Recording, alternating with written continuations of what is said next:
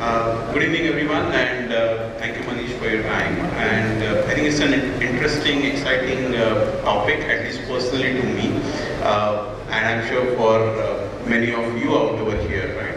So Metaverse, as all of us know, right? I think it's something which is gaining attention of a lot of people, especially techies as well as non-techies, over last probably about 18 months to 24 months or so, and this interconnected basically 3D environments requires basically phenomenal amount of speed, phenomenal amount of data centers and computing capacity and all of that. So the question, I think what is the topic really is it a linear growth for both Metaverse and computing capabilities, right? And I think we'll probably, like the previous host said, we'll try and put probably Manish on the spot on that, and probably also dwell upon how industry is trying to look at it.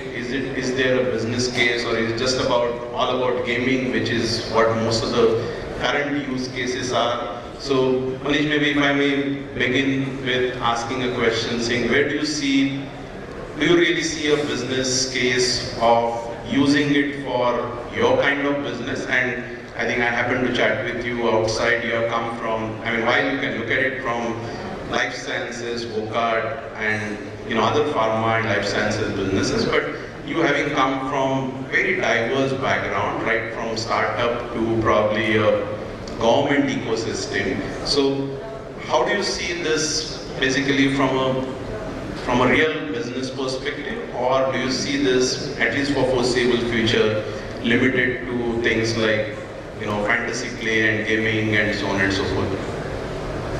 Thank you, Mandar. I think good evening to all. So I would start from, there are both pros and cons to it for this, any technology that we have. We have seen COVID pandemic where we were all locked down in our homes and we wanted to rush out. And that gave feeling, in fact, I was just going through some of the thing when in 1992, the fictional concept gave by Neil Stephenson in his novel Snow Crash. So after 92, almost 40 years, today we are seeing it mushrooming now. It was just locked into the games of Metaverse. But I think all of us, at some point of time, we were working from home.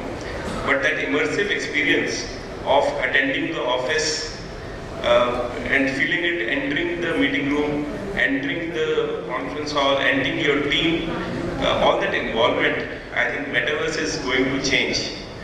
Specifically also, we see HR onboardings.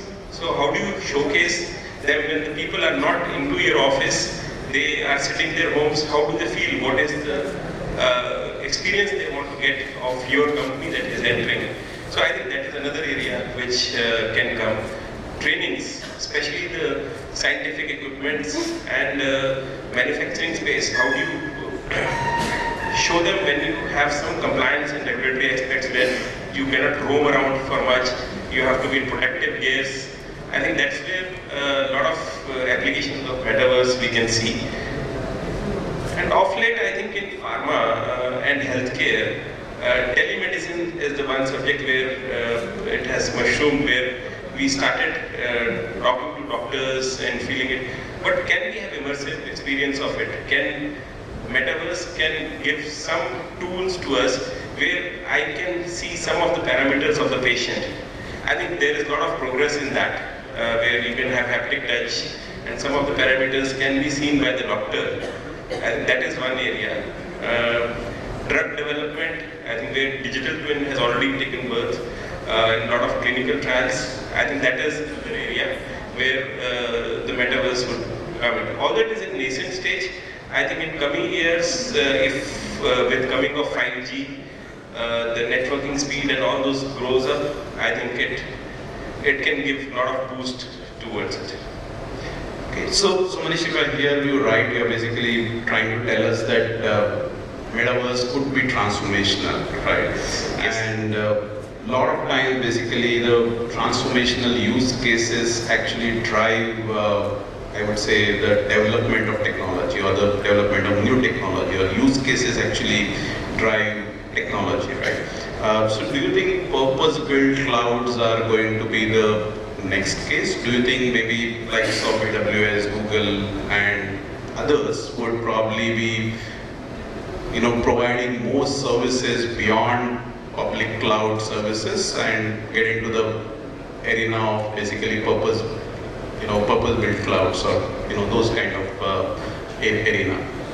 Absolutely, I think that's going to be the next stage where a lot of companies do not want to invest in hardware.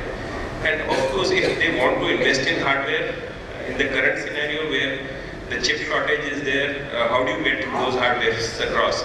So if we have a technology provider who has built it as a metaverse, as a service, probably he can monetize it. The return on investment for him is better, and as the cost aspect of the customer, it is easier to adopt. Yeah. Okay. Fair enough. And how about some of the concerns? Like, for example, when the whole cloud itself started, right? I think there are, and even today probably, a lot of regulated industries shy away, or I wouldn't say shy away, but they're probably slow to adopt, or they're slow to get onto the bandwagon, right? Do you see that happening in Metaverse? That's probably part of question. And the other part probably is how do you look at concerns which corporates, general public, government, regulators are likely to have about data security, privacy, and so on and so forth? I think very valid question. See, still we are struggling on the security part because it is a shared responsibility for the cloud, and a lot of companies don't invest in the quality and the security aspect of it. Apart from it, I think there are many challenges from it. Regulation and it is definitely one of them, where government needs to come and decentralize it. Kind of identity theft is another thing which in Metaverse you'll have to see how you can take care of that. So probably when you are in Metaverse, is there an abuse? How would you like to stop it? So those kind of questions are still unanswered, and it requires a lot of decentralization. Use of blockchain, NFTs are very important for tokenization of identities so that it doesn't get stolen. And of course, I see interoperability is one of it. So if you have to run on the Metaverse train to increase the economy from 1 billion to 1 trillion, you will have to look at first sort of standards across Metaverse. I think where technology people have to come forward and see what are the standards, debate around it, so that is being adopted by the companies. So it comes as a certification. So you don't have to revisit everything. When you look at certification, yes, you have a sense, and okay, I have ISO 27001. So is those organizations working on Metaverse? I think that's very important.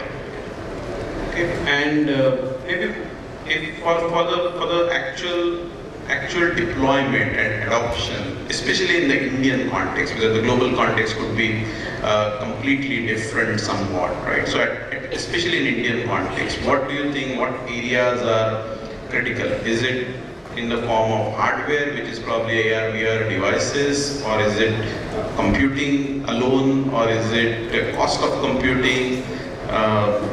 Any other areas? What areas you think are the more important than the others? I'm sure everything is important, but in order of priority, where do you assign your priority? As a business, it should derive value to it. So I should not be just running the race saying that, oh, I want Metaverse because others are doing it. But what kind of value you are deriving, I think that's important before entering any game for that matter. And after that, you build a strategy around. So if there's a Metaverse as a service is there, you don't have to worry about hardware. But definitely the cloud service providers have to really work on. Because in a Metaverse of transactions, where you have to do transactions, let's say you enter a shopping mall of Metaverse where you have to have immersive experience, looking at different products, how does it look like, how do you wear and see, then interact with the retail. A lot of computing and storage is required. And that's how I think quantum computing is looking, that should be the main agenda. So as the adoption grows, the hardware price also comes down. So I think that's what we have seen from 90s till now. So more the adoption and the lesser the price of it. So hardware I think will do make up on that. I think application front is that with the security, that's what we'll have to look at, because a lot of countries have their GDPRs and privacy policy. India, although have gone back 5 years with GDP withdrawal, I think that's what we'll have to look at, because we should not be in a fix that, okay, I'm there in Metaverse, but actually it is somebody else. So we'll have to look at those things as a precautionary measure, because then the company who has developed it, he would be in a lot of suits across.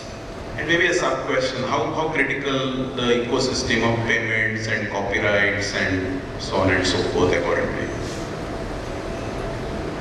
It is important. It is important. So although I'm not that person, so probably I'll pass this question back to you. So I thought maybe those are probably critical. In my mind, those are very, very critical, I would say, elements or cogs in the wheel, and that's why, because if you have to really basically put a commercial product available, right, I think the payments and copyrights would become, I think you touched upon the identity theft, right, so along with identity, I think the copyright and payments I thought will be. So overall, if I hear you right, Manish, you're basically saying you're gung-ho about this taking shape of a real business value coming out of it in maybe next few years. So you read basically estimates, variety of estimates. I've read many. Maybe the latest one I had read was in the Indian context, they expect the business volume to go to some $13 billion by 2026. Do you think we'll get there, or it is a far-fetched dream? No, I think we would much more than that. So universally, I think it is touching 1.8 trillion by 2030. That's what one of the PwC reports says. And but I think let's go back and see. I'm just talking again in pandemic. I don't know how many of your children were in school and they have not visited the laboratories, especially the science students. So and God fearing if another pandemic comes, what will happen to those students? Those are the pillars of our nation. So do we want to build a metaverse where they can actually experiment on the science and they are not void of all those things? I think that's very important to understand and go into that field, especially in education and training. I think that's very important for us. Okay, I think that's the time we had, unfortunately. Maybe we couldn't have, we could have probably drawn some more from Manish, but unfortunately it says it's 0 minutes left. So thank you so much, Manish. I think it was very, very interesting to hear your views as from a corporate and somebody who has worked probably in a non-corporate environment also. Thank you so much. Thank you so much for a nice audience. Thank you, Mandar.